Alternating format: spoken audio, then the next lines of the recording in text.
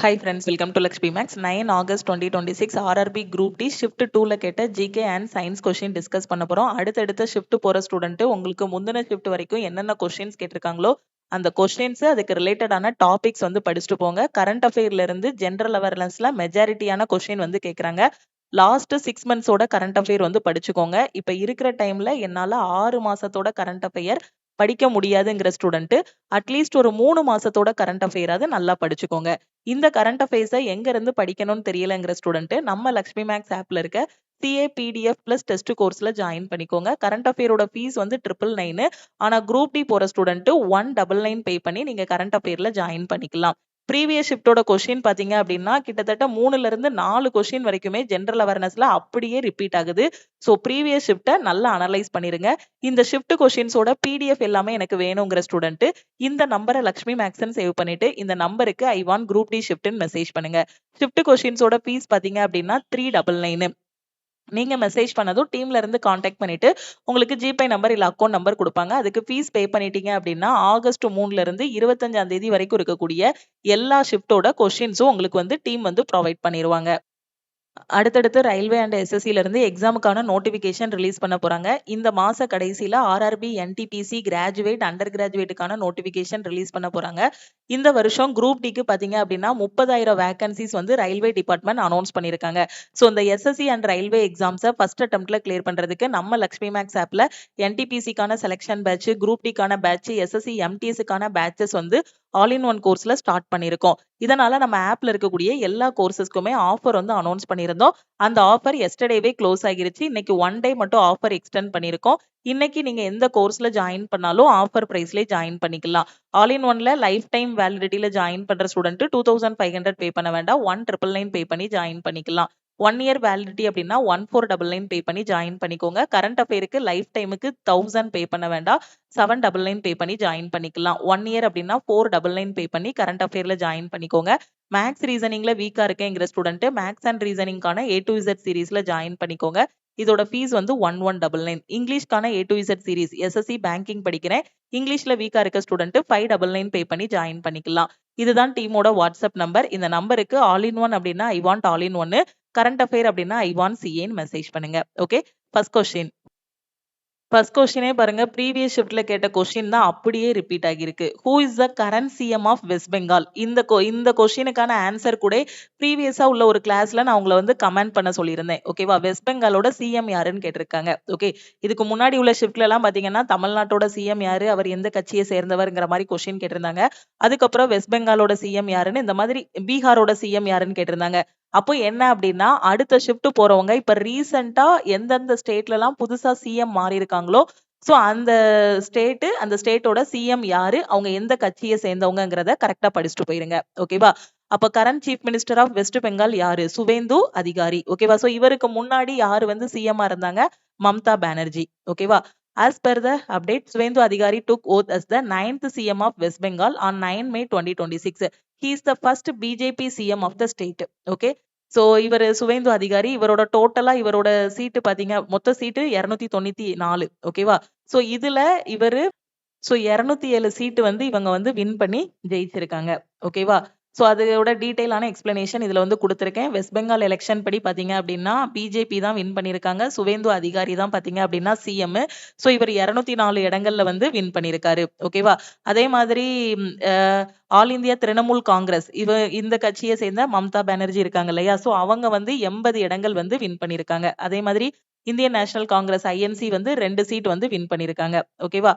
So அதே மாதிரி அதுல உள்ள எல்லா டீடைல்ஸுமே இதுல வந்து கொடுத்திருக்கேன். ஓகேவா? சோ உங்களுக்கு எக்ஸாம்ல எப்படி கேட்கலாம்னா இப்ப யாரு சிஎம்னு கேட்கலாம், இல்ல இவருக்கு முன்னாடி யாரு சிஎம்மா இருந்தாங்க அப்படின்னும் அடுத்த ஷிப்ட்ல கேட்கலாம்.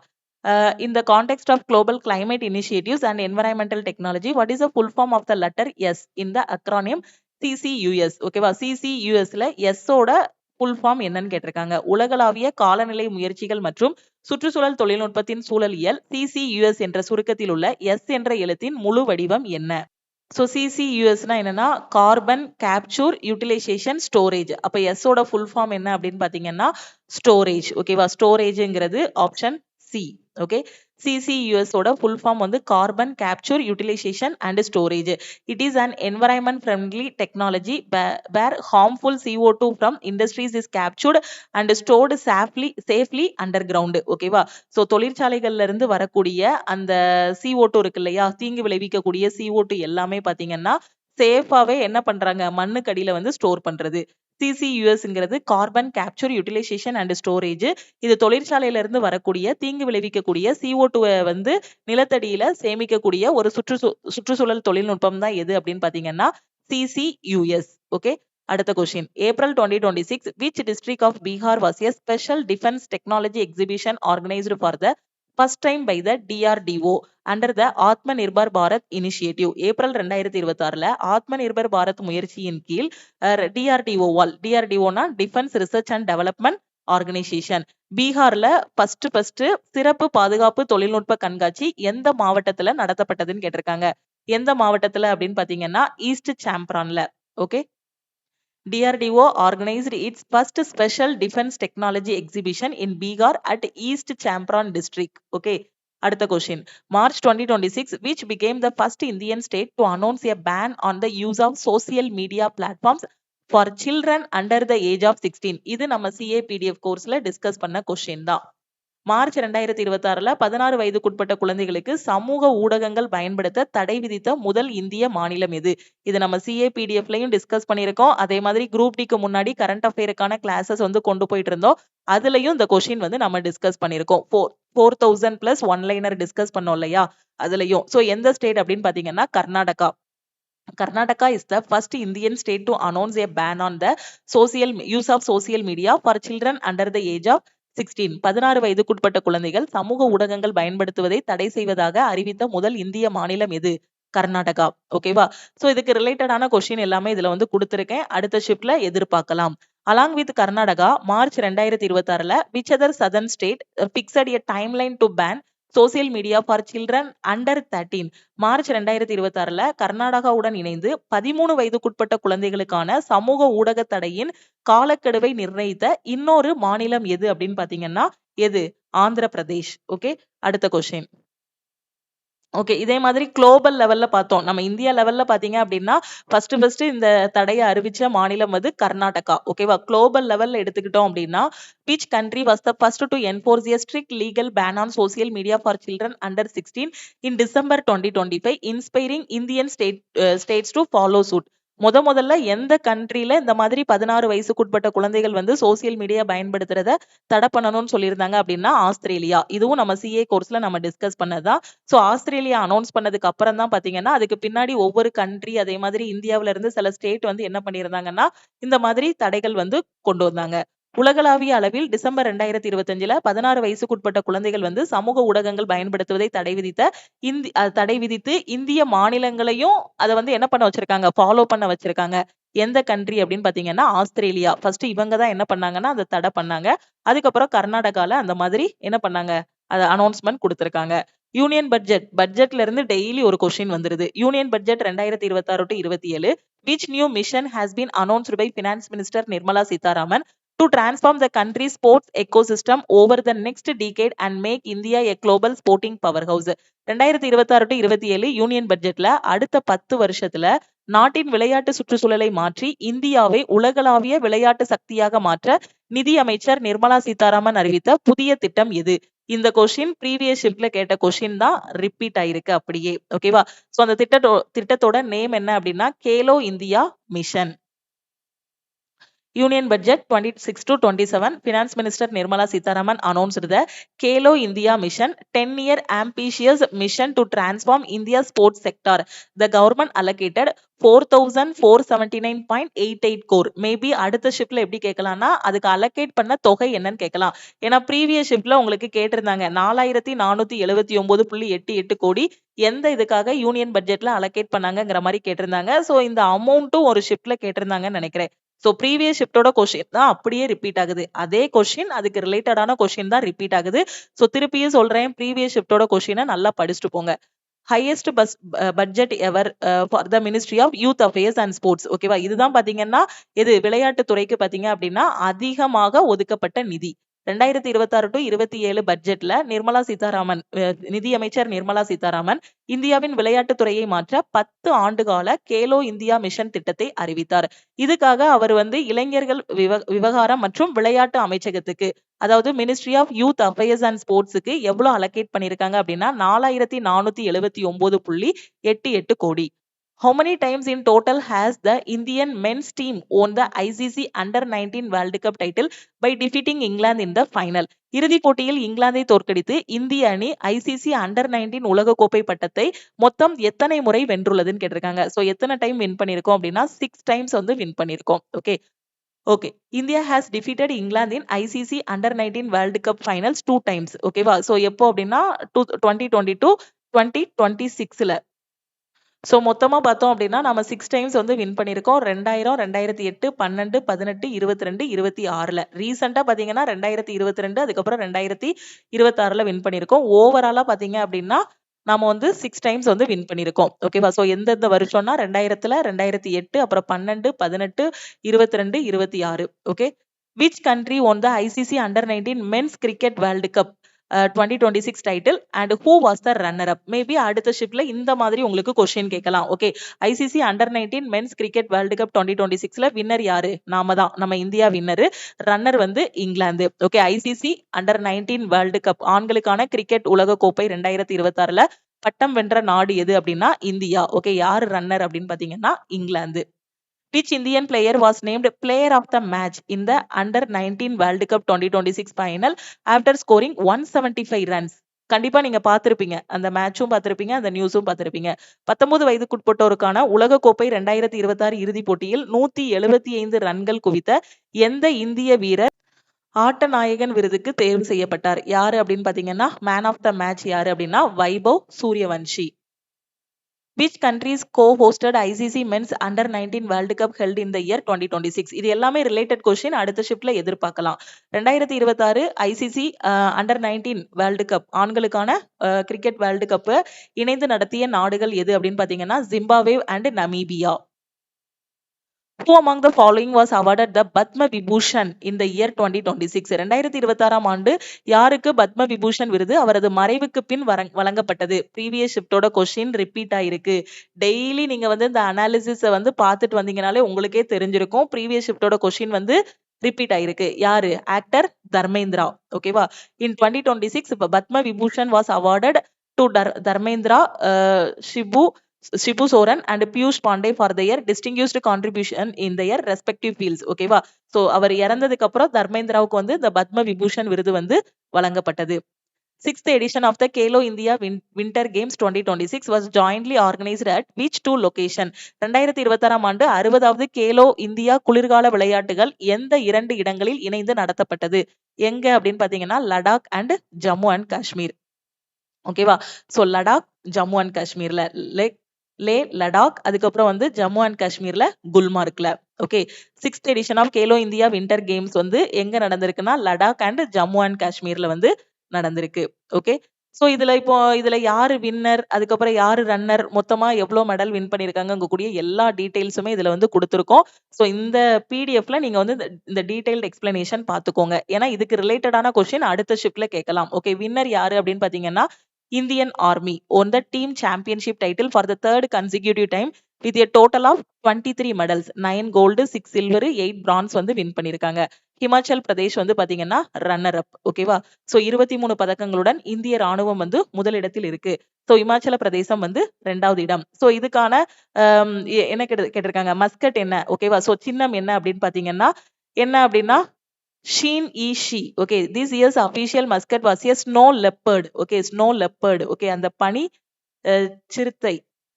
சிறுத்தை அதோட நேம் Sheen E She இல்லனா Sean. Okay. Which historical water sharing agreement between India and Pakistan has been recently placed in abeyance by India in protest against Pakistan sponsored cross border terrorism? Pakistan ஆதரவு எல்லை தாண்டிய பயங்கரவாதத்திற்கு எதிர்ப்பு தெரிவித்து India மற்றும் பாகிஸ்தான் இடையேயான எந்த வரலாற்று நீர் பகிர்வு ஒப்பந்தத்தை இந்தியா சமீபத்தில் நிறுத்தி வைத்தது? இந்த நியூஸும் நீங்க பார்த்திருப்பீங்க. நீங்க கரண்ட் அஃபேர் படிக்கலனாலுமே இந்த நியூஸ் கண்டிப்பா எல்லாருக்குமே தெரிஞ்சிருக்கும். ஓகே. நம்ம சிஏ கோர்ஸ்லயும் டிஸ்கஸ் பண்ணதா. எது? இண்டஸ் வாட்டர் ட்ரீட்டி, சிந்து நதிநீர் ஒப்பந்தம். ஓகே, அடுத்த கொஸ்டின் பாருங்க. March 2026 who has been awarded the architecture prize, the highest international honor in the field of architecture? March 2026ல கட்டிடக்கலை துறையோட மிக உயர்ந்த சர்வதேச விருதான பிரிட்ஸ்கர் கட்டிடக்கலை பரிசு யாருக்கு வழங்கப்பட்டது? யாருக்கு அப்படின்னு பாத்தீங்கன்னா ஸ்மில்ஜன் ரேடி கிளார்க். ஓகேவா, ஸ்மில்ஜன் ரேடி கிளார்க். ஓகே, சோ இவருக்கு பிரிட்ஸ்கர் ஆர்கிடெக்சர் பிரைஸ் 2026 வந்து கொடுத்திருக்காங்க. Which apex agency is responsible for conducting the national eligibility cum entrance test for admission to medical courses in India? இந்தியாவுல MBBS மற்றும் BDS போன்ற மருத்துவ படிப்புகள்ல சேர்றதுக்கு நீட் எக்ஸாம் நடத்தக்கூடிய முக்கியமான அமைப்பு எது? தேசிய தகுதி மற்றும் நுழைவுத் தேர்வுன்னு சொல்லக்கூடிய இந்த நீட் எக்ஸாம நடத்தக்கூடியது யாரு அப்படின்னு பாத்தீங்கன்னா NTA சொல்லக்கூடிய national testing agency. National testing ஏஜென்சின்னு சொல்லக்கூடிய NTA is the apex body responsible for conducting NEET UG exam for admission to MBBS, BDS and other medical courses in India. ஓகேவா, ஸோ MBBS, BDS படிக்கிறதுக்கு NEET exam எழுதணும். அந்த NEET எக்ஸாமை conduct பண்றது யாரு அப்படின்னு பாத்தீங்கன்னா தேசிய தேர்வு முகமைன்னு சொல்லக்கூடிய NTA, National Testing Agency. On 25 February 2026, India signed a historic MOU with which neighboring country to promote bilateral cooperation in the field of forest, wildlife, environment, biodiversity, conservation and climate change. Previous ஷிப்ட்ல உள்ள question repeat ஆயிருக்கு. 25 பிப்ரவரி 2026 அன்று காடுகள், வனவிலங்கு, சுற்றுச்சூழல், பல்லுயிர் பாதுகாப்பு மற்றும் காலநிலை மாற்றம் ஆகிய துறைகளில் இருதரப்பு ஒத்துழைப்பை ஊக்குவிக்க இந்தியா எந்த அண்டை நாட்டுடன் வரலாற்று சிறப்புமிக்க ஒரு புரிந்துணர்வு ஒப்பந்தத்தில் கையெழுத்திட்டுள்ளது? யாரு கூட அப்படின்னா நேபாள் கூட. ப்ரீவியஸ் ஷிப்டோட கொஸ்டின் ரிப்பீட் ஆகியிருக்கு. Recently, India signed a comprehensive MOU with Nepal to strengthen bilateral cooperation in the field of forest, wildlife, environment, biodiversity conservation and climate change. ஓகேவா, காடுகள், வனவிலங்கு, சுற்றுச்சூழல், பல்லுயிர் பாதுகாப்பு, இதுக்காக நம்ம இந்தியா வந்து நேபாள் கூட என்ன பண்ணிருக்கோம்? சைன் பண்ணிருக்கோம். ஓகே, அடுத்த கொஸ்டின் பாருங்க. அதே மாதிரி இந்தியா பின்லாந்துடன் பாத்தீங்கன்னா சுற்றுச்சூழல் ஒத்துழைப்பு ஒப்பந்தத்தை வந்து என்ன பண்ணிருக்காங்க? ரெனியூவல் பண்ணிருக்காங்க. ஓகேவா, so in March 2026 India also renewed an environmental cooperation agreement with Finland. Which historic peace agreement signed in October 2025 under the mediation of US President Donald Trump completely broke down due to the resumption of heavy shelling and violent military conflict on the border between Thailand and Cambodia? அமெரிக்க அதிபர் Donald Trump அவரோட மத்தியஸ்தத்தோட கீழே அவர் வந்து ஒரு மீடியேட்டரா இருந்திருக்காரு. October 2025ல கையெழுத்தான எந்த வரலாற்று சிறப்புமிக்க அமைதி ஒப்பந்தம் தாய்லாந்து மற்றும் கம்போடியா எல்லையில் கடுமையான குண்டுவீச்சு மற்றும் வன்முறை ராணுவ மோதல் மீண்டும் தொடங்கியதில் முற்றிலுமாக முறிந்தது? சோ எந்த இது? Kuala Lumpur peace accord. ஓகே, எந்த ஒப்பந்தம்? Kuala Lumpur peace accord. ஓகேவா, கோலாலம்பூர் அமைதி ஒப்பந்தம். Kuala Lumpur peace accord was signed in October 2025 with US mediation by Donald Trump to resolve Thailand-Cambodia border tensions. It collapsed after heavy shelling and military clashes resumed on the border. Okay, October 2025ல Donald Trump அமெரிக்க அதிபரோட மத்தியஸ்தத்தின் கீழே Thailand, Cambodia எல்லை பதற்றங்களை தீர்க்க Kuala Lumpur அமைதி ஒப்பந்தம் வந்து கையெழுத்தானது. While opening a bottle cap using a simple bottle opener, which component of force is primarily resisted by the opener? ஓகேவா, சோ இப்போ நம்ம கலர் பாட்டில்லாம் இருக்கு, அதுல வந்து திறக்கிறோம். ஓகேவா, மூடியை திறக்கிறோம்னு வச்சுக்கோங்க, கீயை வச்சு திறக்கிறோம். ஒரு சாதாரண பாட்டில் ஓப்பனரை பயன்படுத்தி பாட்டில் மூடியை திறக்கும் போது ஓப்பனரால் முதன்மையாக எதிர்க்கப்படும் கூறு அல்லது விசை எது? ஓகே, சோ எது அப்படின்னு பாத்தீங்கன்னா லோடு. ஓகேவா, சோ பாட்டில் இருக்கு, பாட்டிலுக்கு மேல அந்த மூடி இருக்கு, சோ இது பேரு தான் என்னது? லோடு. ஓகேவா, சோ இது பேரு தான் என்னது? லோடு. அதுக்கு நம்ம அதை திறக்கிறதுக்கு நம்ம ஒரு இது கொடுக்குறோம் இல்லையா, அது பேரு வந்து எஃபர்ட். திறக்கிறதுக்கு முயற்சி பண்றோம் இல்லையா, அது பேரு வந்து எஃபர்ட். அந்த கீ இருக்கு பாத்தீங்களா, அந்த கீ வச்சுதானே திறப்போம். சோ அதுக்கு பேர் என்ன பேரு அப்படின்னு பாத்தீங்கன்னா பல்க்ரம், தாங்கும் புள்ளின்னு சொல்லுவோம். ஓகே, அப்ப மேல இருக்கிறது பேரு அந்த அந்த மூடி இருக்கும் இல்லையா, கலர் பாட்டில் முன்னாடில கலர் பாட்டில் எல்லாம் குடிச்சிருப்போம் இல்லையா, இப்பதான் நிறைய பிளாஸ்டிக்ல வந்துருச்சு. சோ அப்பெல்லாம் அந்த மூடிய கீ வச்சு திறப்போம் இல்லையா, சோ அதுல நாம கொடுக்கக்கூடிய அந்த மூடிக்கு மேல கொடுக்கறதுக்கு பேரு, அது பேரு என்ன பேரு? இது பேரு தான் லோடு. இந்த லோடுக்கு மேலதான் நாம வந்து அந்த எஃபர்ட்டை கொடுக்குறோம் அந்த கீயை வச்சு திறக்கும் போது. Okay, in a bottle opener which works as a lever, the load is the bottle cap that resists opening. The opener applies effort to overcome this load or resistance. நெம்புகோலாக செயல்படும் பாட்டில் ஓப்பனரில் திறப்பதை எதிர்க்கும் பாட்டில் மூடிதான் என்னது? லோடு. அந்த மூடிதான் என்னது? லோடு. அப்படிதானே, so அதுதான் load. ஓகேவா, so அதுக்கு மேல நம்ம கொடுக்கறது பேரு தான் effort. Okay, light rays incident parallel to the principal axis on a convex mirror with a radius of curvature வந்து 50 centimeter will appear to diverge from a point located at what specific distance behind the mirror after reflection. வளைவு ஆரம் வந்து 50 centimetre இருக்கக்கூடிய குவியாடியின் மீது முதன்மை அச்சுக்கு இணையாக படும் ஒளிக்கதிர்கள் பிரதிபலித்த பிறகு ஆடிக்கு பின்னால் எந்த குறிப்பிட்ட தூரத்தில் ஒரு புள்ளியிலிருந்து விரிவதாக தோன்றும். சோ எந்த இதுக்கு அப்படின்னு பாத்தீங்கன்னா இதுல பாதி ஆகும் அப்படிதானே. சோ அப்போ 25 சென்டிமீட்டர் பிஹைண்ட் த மிரர், ஆடிக்கு பின்னால் 25 சென்டிமீட்டர். ஓகேவா. ஏன்னா நமக்கு focal length equal to R by டூன்னு தெரியும். சோ இங்க ஆர் வந்து கொடுத்துட்டாங்க 50. சோ 50 பை டூங்கும் போது 25 centimetre. Which of the following is the correct and natural scientific sequence of the water cycle on earth? பூமியில் நீர் சுழற்சியின் சரியான மற்றும் இயற்கையான அறிவியல் வரிசை பின்வருவனற்றுள் எதுன்னு கேட்டிருக்காங்க. ஓகேவா. சோ எது அப்படின்னு பாத்தீங்கன்னா குளத்துல தண்ணி இருக்கும். சோ தண்ணி வந்து என்னாகும், ஆவியாகி அப்படியே மேல போகும். அதுக்கப்புறம் அது மேகத்துல இருந்து மேகத்துக்கு போயிரும். அங்க இருந்து என்ன வரும், மழையா திருப்பி வரும். ஓகேவா. அப்போ ஃபர்ஸ்ட் வந்து எவாப்ரேஷன், ஆவியாதல் நடக்கும். ஒரு குளத்துல தண்ணி இருக்குன்னா அந்த தண்ணி எல்லாமே என்னாகும், வத்திரும். அது எப்படி வத்துது, ஆவியாதல் மூலமா அப்படிதானே. சோ அதுக்கப்புறம் என்ன நடக்கும், கண்டென்சேஷன், அதுக்கப்புறம் மழைப்பொழிவா நடக்கும், பெர்சிபிடேஷன். ஓகேவா. சோ கரெக்டா ஆவியாதல், மழைப்பொழிவு. ஓகே, அதான ப்ராசஸ். ஓகே, தண்ணி எல்லாம் ஆவியாகி மேல போயிட்டு அங்க இருந்து திருப்பி அது மழையா பொழியுது நமக்கு. ஓகே, அடுத்த கொஸ்டின் பாருங்க. If a student is asked to find the atomic mass of an unknown element, according to basic rules, what must they know first? அடிப்படை விதிகளின்படி ஒரு அறியப்படாத தனிமத்தின் அணுநிறையை கண்டுபிடிக்க மாணவர் முதலில் எதை தெரிந்து கொள்ள வேண்டும் அப்படின்னு கேட்டிருக்காங்க. சோ அணு நிறைய கண்டுபிடிக்கணும் அப்படின்னா நமக்கு என்ன தெரியணும் அப்படின்னா அந்த தனிமத்தோட அணு எண், அதுல எத்தனை புரோட்டான்ஸ் இருக்கு அப்படிங்கிறது தெரியணும். To find atomic mass, we first need the atomic number. அதோட அணு எண் என்னன்னு தெரியணும். To identify the element. அப்பதான் நம்ம என்ன எலமெண்ட்ங்கிறத கண்டுபிடிக்க முடியும். Why is nitrogen gas filled in potato chips packets? இந்த கொஸ்டின் பாத்தீங்கன்னா இதுக்கு முன்னாடி நடந்த குரூப் டி எக்ஸாம்லயும் நிறைய டைம் கேட்டிருக்காங்க. இதுக்கு முன்னாடி போன வருஷம் நடந்த குரூப் டி எக்ஸாம் இருக்கு இல்லையா, அதுலயும் கேட்டிருந்தாங்க. அதுக்கு முன்னாடி உள்ள கொஸ்டின் பேப்பர்லயும் கேட்டதுதான். உருளைக்கிழங்கு சிப்ஸ் பாக்கெட்டுகளில் நைட்ரஜன் வாயு ஏன் நிரப்பப்படுகிறது? ஓகேவா. சோ எதுக்காக அப்படின்னு பாத்தீங்கன்னா இது ஆக்சிஜனை வெளியேற்றி கொழுப்பு மற்றும் எண்ணெய் ஆக்சிஜனேற்றம் அடைவதை தடுக்கிறது. So இது என்ன பண்ணுதுன்னா displaces oxygen and prevents the oxidation of fats and oils. Nitrogen is an inert gas. It is filled in chips packets to displace oxygen. This prevents oxidation. அதே தான் இங்க சொல்லியிருக்கேன். நைட்ரஜன் வந்து ஒரு inert gas. சிப்ஸ் பாக்கெட்ல பாத்தீங்க அப்படின்னா ஆக்சிஜனை வந்து வெளியேற்றுறதுக்கு இது வந்து பயன்படுத்தப்படுது. அதே மாதிரி சிப்ஸ்ல இருக்கக்கூடிய கொழுப்பு, எண்ணெய் வந்து என்னது, ஆக்சிஜனேற்றம் அடையாம அப்படியே அதை வந்து எப்படி இருக்கும் அப்படின்னு பாத்தீங்கன்னா கெட்டு போகாம அப்படியே இருக்கும். ரொம்ப நாள் ஆனாலும் அப்படியே பேக் பண்ணி வச்சிருக்கோம் அப்படின்னா, ரொம்ப நாள்ல ஒரு எக்ஸ்பைரி டேட் இருக்கும், அது வரைக்கும் அது அப்படியே கெட்டு போகாம இருக்கிறதுக்கு பாத்தீங்க அப்படின்னா நைட்ரஜன் கேஸ் வந்து யூஸ் பண்றோம். ஓகேவா. If an electrical appliances is rated at 1000 watts at 220 volts, how many watts will it power drop to when operated at 110 volts? ஒரு மின்சாதனம் 220 வோல்ட்ல 1000 வாட் என மதிப்பிடப்பட்டிருந்தால் 110 வோல்ட் இயக்கப்படும் போது அதோட திறன் வந்து எத்தனை வாட்டாக குறையும்? சோ இப்போ 500 வாட் அப்படின்னு ஆன்சர் சொல்லக்கூடாது. ஓகே, 220 1000னா 110 வந்து 500ன்னு சொல்லக்கூடாது. நமக்கு வந்து என்ன தெரியும், r equal to we square by பின்னு தெரியும். ஃபர்ஸ்ட் இதுல வந்து ரெசிஸ்டன்ஸ் என்னங்கிறத கண்டுபிடிக்கணும். அப்ப ஆர் ஈக்குவல் டு வோல்ட் வந்து எவ்வளவு, 1000. ஓகே, நமக்கு வந்து பவர் வந்து எவ்வளவு அப்படின்னு பாத்தீங்கன்னா 1000 வாட் வந்து சொல்லியிருக்காங்க.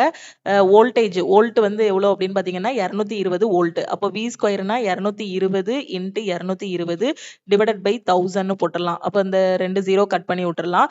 இப்போ நமக்கு என்ன கிடைக்கும், 22 இன்ட்டு 22 டிவைடட் பை 10 கிடைக்கும். இதுதான் ஆர்.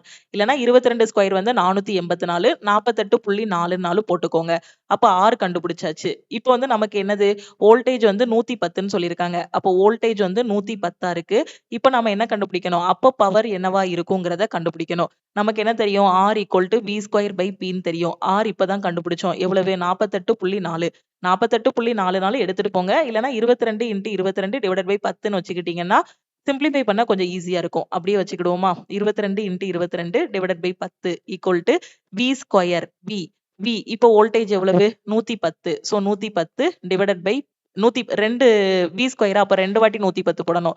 110 × 110 p தான் கண்டுபிடிக்கணும். சோ p இங்க போட்டுறலாம். இப்ப கட் பண்ணலாமா? நமக்கு என்ன கிடைக்கும்? 22 × 22 divided by 10 equal to 110 × 110 divided by p ன்னு இருக்கும். 1 11 11 2 11 22. இங்கேயும் 1 11 11 2 11 22ன்னு போட்டுறலாம். வேற என்ன மாதிரி கட் பண்ணலாம்? 1 2 5 2 10 1 2 5 2 10. சோ p தான் வேணும். கிராஸ் மல்டிப்ளை பண்ணுங்க. p ஈக்குவல் டு 10 × 5 × 5 5 5 25 மாறிடும். இங்க ஒரு 10 போகும். அப்ப 250 வாட்டா மாறும். ஓகே, பவர் வந்து என்னவா மாறும்னா 250 வாட்டா மாறும். 250ங்கிறது ஆப்ஷன் சி. புரிஞ்சிருச்சா? சோ ஃபர்ஸ்ட் நமக்கு என்ன சொல்லியிருக்காங்கன்னா, அதோட வோல்டேஜ் வந்து சொல்லியிருக்காங்க. பவர் வந்து சொல்லியிருக்காங்க. ஓகே, 220 வோல்ட்டா இருந்துச்சுன்னா பவர் வந்து 1000 இருக்கும். அதே 110 வோல்ட்டா இருந்துச்சு அப்படின்னா பவர் வந்து என்னவா இருக்கும் அப்படிங்கறத தான் கண்டுபிடிக்கணும். அப்ப இதுல இருந்து ஃபர்ஸ்ட் ரெசிஸ்டன்ஸ் என்னங்கறத கண்டுபிடிச்சிடலாமா? கண்டுபிடிச்சிட்டு அதுக்கப்புறம் சப்ஸ்டியூட் பண்ணோம் அப்படின்னா நமக்கு பவர் வந்து கிடைச்சிரும். ஓகே, அததான் இங்க டீடைலா எக்ஸ்பிளைன் பண்ணிருக்கோம். சோ இதுல பாத்தீங்கன்னா அந்த 22 × 22ன்னு வந்துச்சு இல்லையா, டிவைடட் பை 10ன்னு, அது அவங்க வந்து 48.4ன்னு எடுத்து கால்குலேட் பண்ணிருக்காங்க. அப்படி பண்ணும்போது பாத்தீங்கன்னா கொஞ்சம் கால்குலேட்டிவா இருக்கும். இதே நான் சொன்ன மாதிரி அப்படி கேன்சல் பண்ணாம நம்ம மேக்ஸ்ல பண்ணுவோம் இல்லையா, அந்த மாதிரி பண்ணீங்க அப்படின்னா ஈஸியா ஆன்சர் பண்ணிரலாம். ஓகே, அடுத்த question. If a speed of a sound wave வந்து 250 meters per second, அதோட வேவ் லென்த் வந்து 0.5 meters, what will be the frequency of that wave? ஒரு ஒலி அலையின் வேகம் வந்து பாத்தீங்க அப்படின்னா 250 மீட்டர் பெர், ஓகே, சோ வேகம் வினாடிக்கு 250 மீட்டர் பெர் செகண்ட் இருக்கு. அதோட அலைநீளம் பாத்தீங்கன்னா 0.5 மீட்டர் அப்படின்னா அதோட அதிர்வெண் என்ன? சோ நமக்கு என்ன தெரியும்? Speed equal to frequency into wave லென்த்னு தெரியும். இப்போ நம்ம கையில ஸ்பீட் இருக்கா? 250 மீட்டர் பெர் செகண்ட் இருக்கு. Okay, speed equal to frequency into wave லென்த்னு தெரியும். ஸ்பீடு வந்து 250 மீட்டர் பெர் செகண்ட். அதோட அலை நீளம் வந்து கொடுத்திருக்காங்க. நாம என்ன கண்டுபிடிக்கணும்? அதிர்வெண் தான் கண்டுபிடிக்கணும். ஓகேவா? அப்போ வேவ் லென்த் வந்து எவ்வளவு அப்படின்னா 0.5 மீட்டர். ஃப்ரீக்வன்சி தான் கண்டுபிடிக்கணும். அப்ப இதுல இருந்து ஃப்ரீக்வன்சி ஈக்குவல் டு உங்களுக்கு என்ன கிடைக்கும்? Speed by wavelength. Okay, speed வந்து எவ்வளவு? 250 metre per second. So 250. Wavelength வந்து எவ்வளவு? 0.5 மீட்டர். ஓகே, டிவைடட் பை 0.5ன்னு போட்டுறலாம். இப்போ மேலே கீழே 10ஆல மல்டிப்ளை பண்ணலாமா? சோ 10ஆல மல்டிப்ளை பண்ணா 2500 பை 5ன்னு கிடைக்கும். இப்போ கேன்சல் பண்ணோம் அப்படின்னா 500. சோ அப்போ ஃப்ரீக்வன்சி ஈக்குவல் டு 500 ஹெர்ட்ஸ்ன்னு கிடைக்கும். சோ 500 ஹெர்ட்ஸ்ங்கிறது ஆப்ஷன் பி. ஓகே, கிளியரா? Speed equal to frequency into வேவ்ல போட்டோம் அப்படின்னா குயிக்கா ஆன்சர் வந்துரும். What is the distance travelled or displacement covered by a moving object in a straight line or specific direction per unit time called? ஒரு நேர்கோட்டில் அல்லது ஒரு குறிப்பிட்ட திசையில் நகரும் ஒரு பொருள் ஒரு அலகு நேரத்தில் கடக்கக்கூடிய தூரம் வந்து தூரம் அல்லது இடப்பெயர்ச்சியை நாம என்ன சொல்றோம்? என்ன சொல்லியிருக்காங்க? ஒரு பொருள் இருக்கு. அந்த பொருள் வந்து நேர்கோட்டுல கடக்குது. ஒரு நேர்கோட்டில் அல்லது ஒரு குறிப்பிட்ட திசையில், ஒரு திசையில கடக்குது, ஒரு டைரக்ஷன்ல ஒரு பொருள் ஒரு அலகு நேரத்தில். அப்ப கடக்குது அப்படின்னா ஒரு அலகு நேரம்னா ஒரு நிமிஷத்துல கடக்குதுன்னு வச்சுக்கோங்களேன். ஒரு நிமிஷம் இல்லைன்னா ஒரு செகண்ட்ல கடக்குதுன்னு வச்சுக்கோங்க. ஒரு செகண்ட்ல 1 மீட்டர் கடக்குதுன்னு வச்சுக்கோங்க. ஒரு செகண்ட்ல 1 மீட்டர் கடக்குது. அப்ப என்னெல்லாம் இருக்கு? இடப்பெயர்ச்சி அடையுது. அப்படிதானே? இடப்பெயர்ச்சிக்கும் டைமும் இருக்கு. அப்படிதானே? பொருள் வந்து கடக்குது அப்படின்னா நம்ம தான் டிராவல் பண்றோம் பைக்ல. 1 மீட்டர்ல ஒரு செகண்டுக்கு 1 மீட்டர் டிராவல் பண்றோம்னு வச்சுக்கோங்களேன். அப்ப இங்க நின்ன நாம இங்க போயிருவோம். இப்போ 1 மீட்டர் டிராவல் பண்ணிட்டோம் அப்படின்னா இங்க போயிட்டோம். ஓகேவா? அப்ப இந்த டைரக்ஷன்ல டிராவல் பண்றோம். இங்க போயிட்டோம் அப்படின்னா இங்க என்ன நடந்திருக்கு? இடப்பெயர்ச்சி. இடம் பெயர்ந்திருக்கோமா? இந்த இடத்துல இருந்து இங்க போயிருக்கோம். அப்ப இடப்பெயர்ச்சி ஆகிருக்கு. ஓகே, அப்ப இடப்பெயர்ச்சி ஆகிருக்கு. அதுக்கப்புறம் என்ன ஆகிருக்கு? டைம் எடுத்திருக்கோம். அப்படிதானே? இங்க இருந்து இங்க போறதுக்கு 1 செகண்ட் நமக்கு டைம் ஆகிருக்கு. அப்ப டைமும் ஆகிருக்கு. அப்ப இடப்பெயர்ச்சி பை டைம். அப்ப இது என்னது? வெலாசிட்டி, திசை வேகம். அப்படிதானே? இந்த திசையில நாம பயணம் பண்ணிருக்கோம். அப்ப இததான் நாம என்ன சொல்றோம்? திசை வேகம். திசை வேகத்துக்கான டெஃபினிஷனை தான் இங்க கொடுத்திருக்காங்க. நேர்கோட்டுல போறோமா? அப்ப நேர்கோட்டு திசை வேகம். அவ்வளவுதான். ஒரு நேர்கோட்டில் அல்லது குறிப்பிட்ட திசையில் நகரும் ஒரு பொருள் ஒரு அலகு நேரத்தில் கடக்கும் தூரம் அல்லது இடப்பெயர்ச்சியை தான் நம்ம என்ன சொல்றோம் அப்படின்னா திசை வேகம். இது நேர்கோட்டுல போறதுனால இது பேரு நேர்கோட்டு திசை வேகம். ஓகே, புரிஞ்சிருச்சா அந்த டெஃபினிஷன்? ஸ்பீட் ஈக்குவல் டு ஒரு குறிப்பிட்ட தூரம் கடந்திருக்கும், ஒரு குறிப்பிட்ட டைம்ல கடந்திருக்கும். ஓகேவா? சோ அப்போ இது வந்து ஸ்பீடுக்கானது. ஓகேவா? இதே வெலாசிட்டி ஒரு திசை. இது ஸ்பீடுல வந்து பாத்தீங்கன்னா டைரக்ஷன் கொடுத்திருக்க மாட்டாங்க. அதே திசை வேகத்துல பாத்தீங்கன்னா திசை வந்து இருக்கும், டைரக்ஷன் வந்து இருக்கும். அப்ப டிஸ்பிளேஸ்மென்ட் இடப்பெயர்ச்சி பை டைம். இது வந்து ஒரு வெக்டார் குவாண்டிட்டி. ஏற்கனவே நான் உங்களுக்கு ஆல் இன் ஒன் கோர்ஸ்ல சொல்லி கொடுத்திருக்கேன். ஸ்கேலார் குவாண்டிட்டினா என்ன, வெக்டார் குவாண்டிட்டினா என்னன்னு.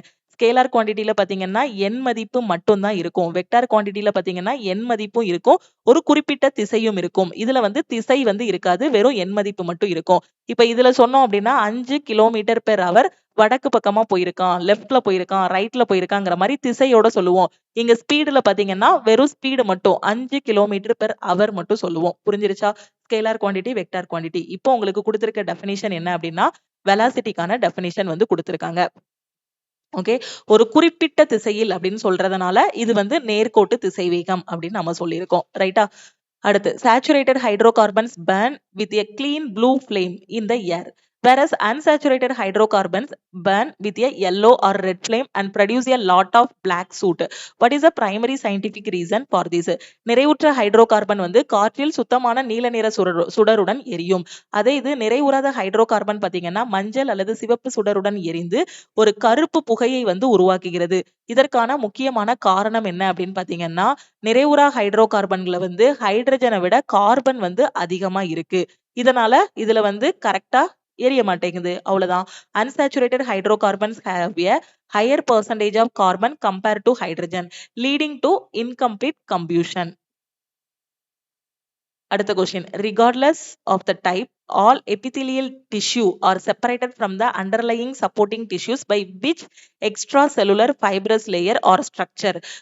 அனைத்து புற திசுக்களுக்கும் அடியில் உள்ள தாங்கும் திசுக்களில் இருந்து எந்த வெளிசெல் நாரிழை அடுக்கு அல்லது அமைப்பால் பிரிக்கப்படுகிறது.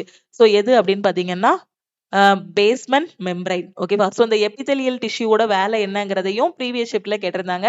இதோட வேலை என்ன அப்படின்னு பாத்தீங்கன்னா நமக்கு தோலுக்கு வந்து ஒரு பாதுகாப்பா இருக்கு. அதுல நமக்கு ஏதாவது ஒரு அடிபட்டுருச்சோ காயம் வந்துருச்சு அப்படின்னா அது வந்து எப்படி செயல்படுது, அந்த இடத்துல அந்த காயம் வந்து ஆறி ஒரு ஒரு மேல் அடுக்க வந்து உருவாக்குது. ஓகேவா? What other name are the primary mature cells of cartilage tissue found in human bone joints and flexible organ? மனித எலும்பு மூட்டுகள் மற்றும் நெகிழ்வான உறுப்புகளில் காணப்படும் குருத்தெலும்பு திசுவின் முதன்மை முதிர்ந்த செல்களை வந்து எந்த பெயரால் அழைக்கப்படுகின்றன? சோ எப்படி அப்படின்னா அது வந்து குருத்தெலும்பு செல்கள் அப்படின்னு சொல்றோம். Okay, chondrocytes. Chondrocytes are the mature cartilage cells. They are found in lacne within the cartilage matrix and maintain the cartilage tissue. Okay, chondrocyteங்கிறது முதிர்ந்த குருத்தெலும்பு செல்கள்னு சொல்லுவோம். இந்த இது வந்து குருத்தெலும்பு அணிகலனில் உள்ள லாக்குனேவில் காணப்படும் குருத்தெலும்பு திசுவை பராமரிக்கிறது. ஓகே, ஆஸ்டியோசைட் அப்படின்னா எலும்பு செல்வன்னு சொல்லுவோம், எலும்பு செல்லுன்னு சொல்லுவோம். லூகோசைட் அப்படின்னா ரத்த வெள்ளை செல்கள். ஓகேவா? த்ராம்போசைட்டுகள் அப்படின்னா ரத்த தட்டுக்கள் அப்படின்னு சொல்லுவோம். ஓகேவா? மேபி அடுத்த ஷிப்ட்ல இதுல இருந்து கொஸ்டின் கேட்கலாம். Based on the principles of chemistry, check the truth of the two statements given below. ரெண்டு ஸ்டேட்மெண்ட் வந்து கொடுத்திருக்காங்க. ஓகேவா? சோ ஃபர்ஸ்ட் ஸ்டேட்மெண்ட் என்ன அப்படின்னு பாத்தீங்கன்னா ethanol undergoes oxidation in the presence of potassium permanganate. Ethanol வந்து பொட்டாசியம் பெர்மாங்கனேட் முன்னிலையில் ஆக்சிஜனேற்றம் அடைகிறதுன்னு சொல்லியிருக்காங்க. During this change of ethanol hydrogen is removed from it and oxygen is added. ஓகேவா? ஸோ இதால என்ன ஆகுது அப்படின்னு பாத்தீங்கன்னா இதுல இருந்து ஹைட்ரஜன் ரிமூவ் ஆகி இதுல வந்து என்ன சேருது அப்படின்னு பாத்தீங்கன்னா ஆக்சிஜன் வந்து சேருது. எத்தனால் இந்த மாற்றத்தின் போது அதிலிருந்து ஹைட்ரஜன் நீக்கப்பட்டு ஆக்சிஜன் சேர்க்கப்படுகிறது. ஸோ ரெண்டு ஸ்டேட்மெண்ட்டுமே கரெக்ட் தான். ஓகே, பொட்டாசியம் பெர்மாங்கனேட்டோட முன்னிலையில எத்தனால் வந்து என்ன ஆகுதுன்னா ஆக்சிஜன் ஏற்றம் அடையுது. இதனால இதுல இருக்கக்கூடிய ஹைட்ரஜன் வந்து ரிமூவ் ஆகி உங்களுக்கு என்ன சேருது அப்படின்னா ஆக்சிஜன் வந்து சேருது. ஓகே, சோ என்ன சொல்லியிருக்காங்க, both are correct and second one is the right analysis. ஓகேவா? ஓகே, சோ ரெண்டுமே கரெக்ட் தான், ரெண்டு ஸ்டேட்மெண்ட்டுமே கரெக்ட் தான். ஆப்ஷன் ஏ தான் கரெக்டா இருக்கும். சோ ரெண்டுமே கரெக்ட் தான். ஓகே, ஆப்ஷன் ஏ தான் correct. Potassium permanganate in acidic medium oxidises ethanol to ethanoic acid. இப்போ C2H5OH எத்தில் ஆல்கஹால் இருக்கு. பொட்டாசியம் பெர்மாங்கனேட்டோட முன்னிலையில பாத்தீங்க அப்படின்னா கேங்கிறது பொட்டாசியம். ஓகேவா?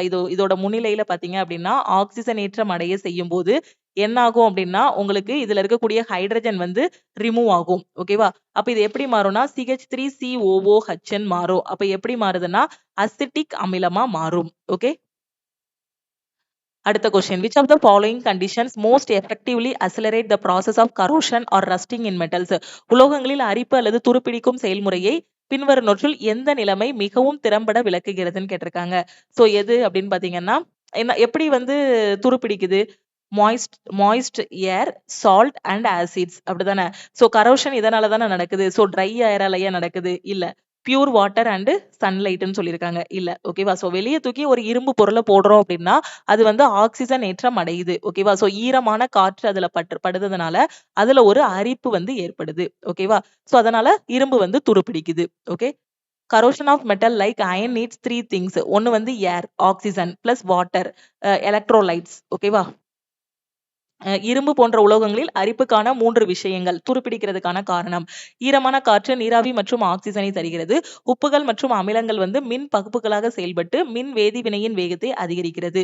ஓகேவா? சோ அதனால என்ன ஆகுது? அது மேல ஒரு துரு மாதிரி உருவாகுது. இரும்பு துருப்பிடிக்கிறதுக்கு இந்த ஆக்சிஜன் ஏற்றம் தான் காரணம். What is the nature of the salt obtained as a result of the neutralization reaction between a strong acid and strong base?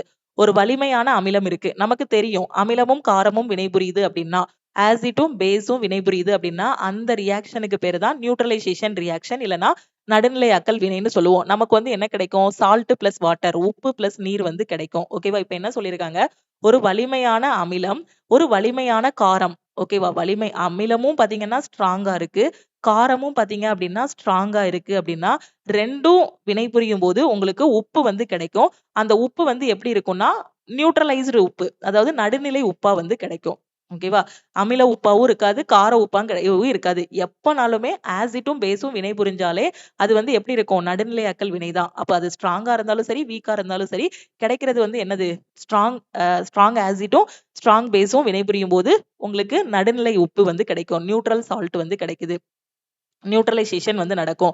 ஆசிடும் பேஸும் வினைபுரிந்தா அமிலமும் காரமும் வினைபுரியும் போது உப்பும் நீரும் வந்து கிடைக்குது. ஓகேவா? ஓகே, அதுக்கு எக்ஸாம்பிள் வந்து ஹைட்ரோகுளோரிக் ஆசிட் சோடியம் ஹைட்ராக்சைடு கூட வினைபுரிந்து சோடியம் குளோரைடு H2O வந்து கிடைக்கும். இதே கொஸ்டின் தான் ப்ரீவியஸ் ஷிப்ட்ல என்ன கேட்டிருந்தாங்க அப்படின்னா, ஹைட்ரோகுளோரிக் ஆசிட் வந்து சோடியம் ஹைட்ராக்சைடு கூட வினைபுரியுதுன்னா அந்த வினைக்கு பெயர் என்னன்னு கேட்டிருந்தாங்க. நடுநிலையாக்கல் வினை, நியூட்ரலைசேஷன் ரியாக்ஷன்.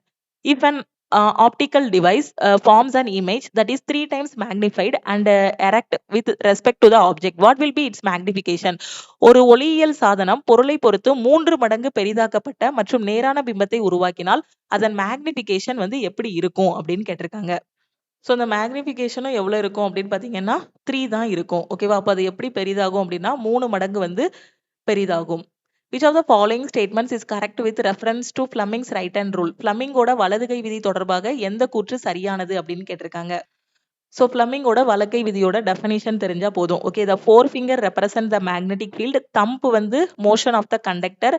மிடில் ஃபிங்கர் வந்து பாத்தீங்கன்னா கரண்ட்டை வந்து இதாகும். ஓகேவா? ஸோ ஆள்காட்டி விரல் பாத்தீங்கன்னா காந்தப்புலத்தோட திசை. ஃப்ளமிங்கோட வலக்கை விதி நமக்கு படிச்சிருக்கோம் ஏற்கனவே. நம்ம வலது கையை அந்த மாதிரி வச்சு இது பண்ணலாம். ஓகேவா?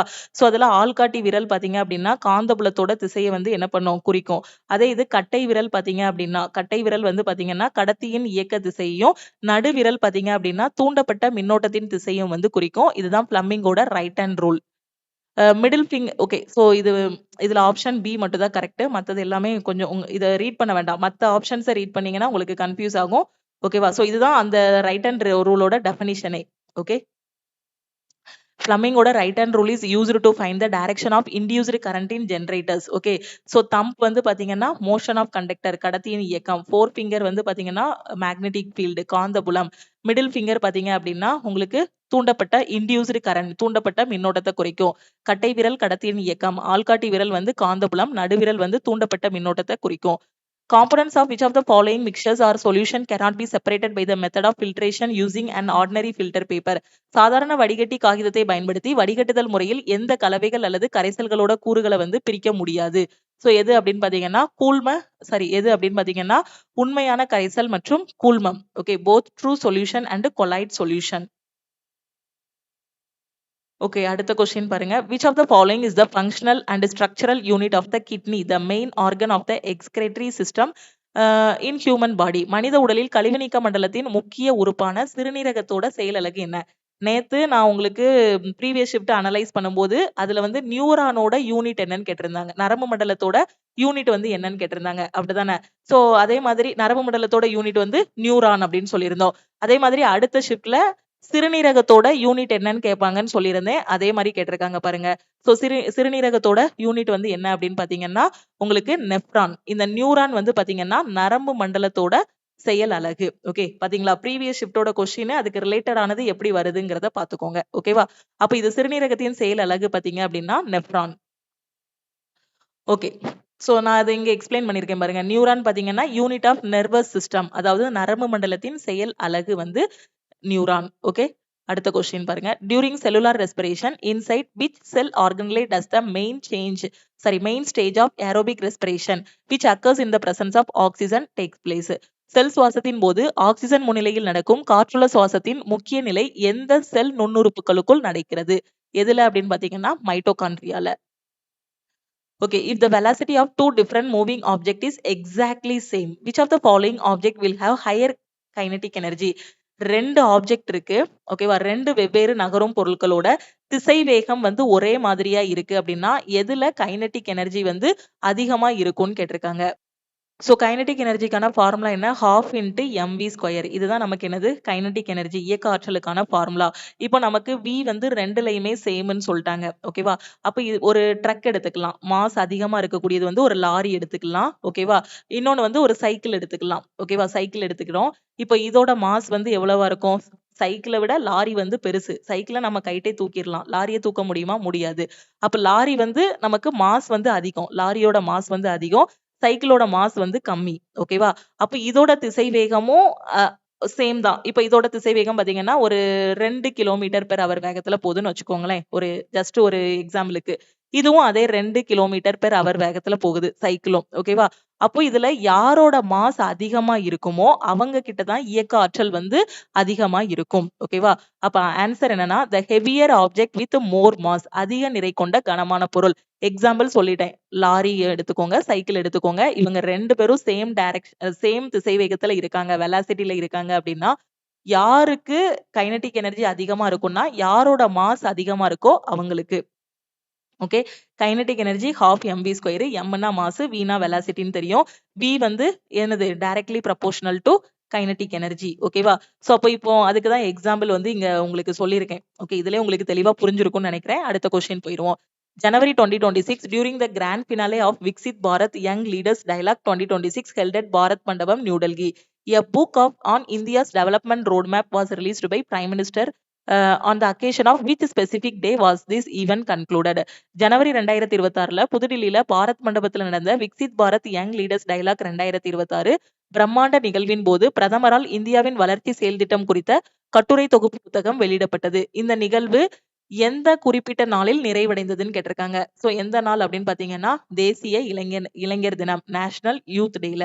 ஓகேவா, சோ நேஷனல் யூத் டே வந்து எப்போ அப்படின்னு பாத்தீங்கன்னா ஜனவரி 12. ஓகேவா, சோ யாரோட பிறந்த நாளை நம்ம வந்து நேஷனல் யூத் டேவா செலிப்ரேட் பண்ணுவோம் அப்படின்னா சுவாமி விவேகானந்தரோட பிறந்த நாளை. ஓகேவா, which of the following is India's famous indigenous third generation anti-tank guided missile that operates on the fire and forget principle? பின்வருவனவற்றில் fire and forget கொள்கையின் மூலம் இயங்கும் இந்தியாவின் புகழ்பெற்ற உள்நாட்டு 3ஆம் தலைமுறை எதிர்ப்பு வழிகாட்டப்பட்ட ஏவுகணையோட பெயர் என்னன்னு கேட்டிருக்காங்க. சோ அதோட நேம் வந்து knock. Okay okay, detail explanation வந்து பிடிஎஃப்ல இருக்கு, இதுல நீங்க பாத்துக்கலாம். ஓகே, சோ இதுக்கு ரிலேட்டடான கொஸ்டின்ஸும் இந்த பிடிஎஃப்ல வந்து கொடுத்துருக்கோம். இதுதான் பாத்தீங்கன்னா 9 ஆகஸ்ட் ஷிஃப்ட் 2ல கேட்ட ஜிகே அண்ட் சயின்ஸ் கொஸ்டின்.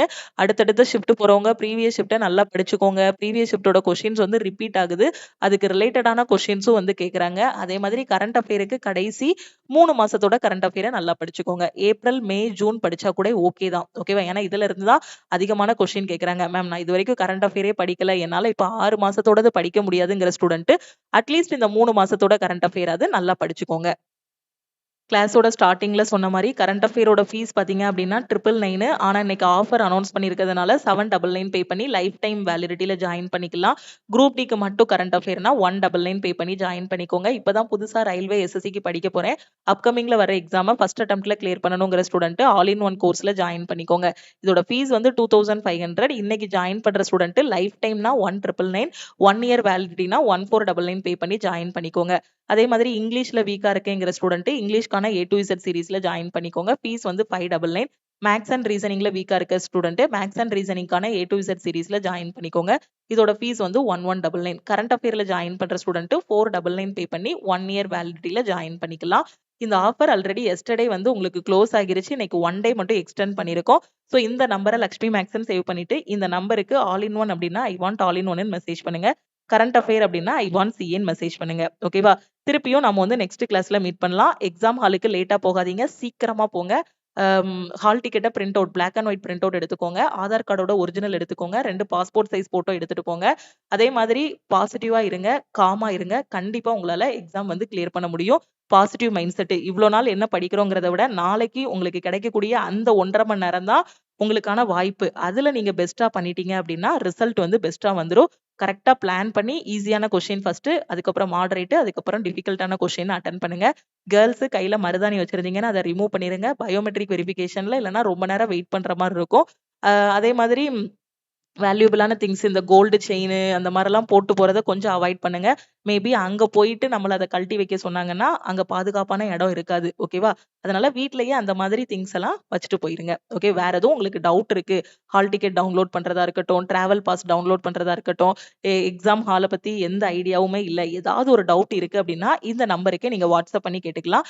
கிளாஸ்ல ஜாயின் பண்றதுக்கும் இந்த நம்பருக்கு வாட்ஸ்அப்ல மெசேஜ் பண்ணுங்க. லக்ஷ்மி மேக்ஸோட டெலிகிராம் சேனல் அண்ட் குரூப்ல ஜாயின் பண்ணலனா இன்னைக்கே ஜாயின் பண்ணிக்கோங்க. இன்ஸ்டாகிராம்லயும் லக்ஷ்மி மேக்ஸை ஃபாலோ பண்ணிக்கோங்க. தேங்க்யூ.